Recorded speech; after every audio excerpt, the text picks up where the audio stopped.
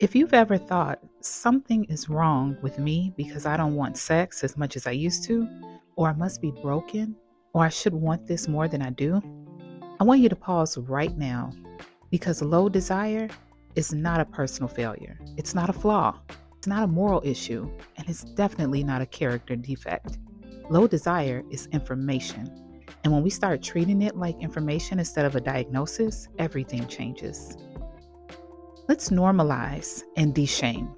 I work with couples and individuals who are smart, emotionally aware, loving partners, and they still come in feeling ashamed about desire, ashamed for not initiating, avoiding touch, feeling pressure instead of pleasure, wanting intimacy emotionally but not sexually, only wanting sex sometimes and not on demand.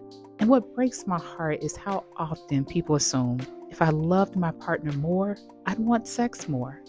That assumption alone shuts down desire even further because desire does not thrive under pressure, guilt, or obligation.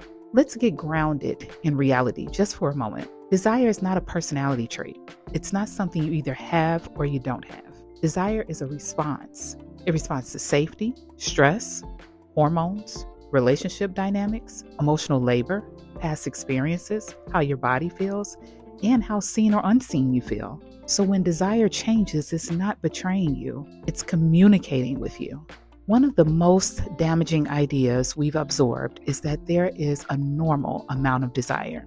There isn't. There is contextual desire, cyclical desire, responsive desire, and desire that ebbs and flows across seasons of your life. And yet people, especially women and long-term partners, are told, if you don't want sex regularly, something's wrong. No. Something is happening, and curiosity works far better than criticism. Let's look at low desire as a messenger. Low desire often carries messages like, I'm exhausted. I don't feel emotionally connected. My body doesn't feel like it belongs to me lately. I'm overwhelmed and touched out. Sex feels like another task, or I don't feel chosen, only needed.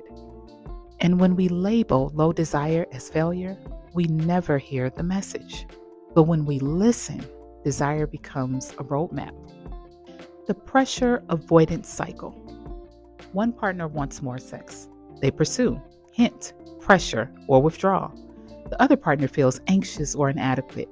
Desire drops even further, and both feel rejected and alone. This isn't about libido mismatch. It's about emotional safety and nervous system regulation. Desire doesn't open when someone feels evaluated. It opens when someone feels safe. Now, shifting the question. Now, instead of asking, what's wrong with me? Try asking, what has changed in my life? When did desire start shifting?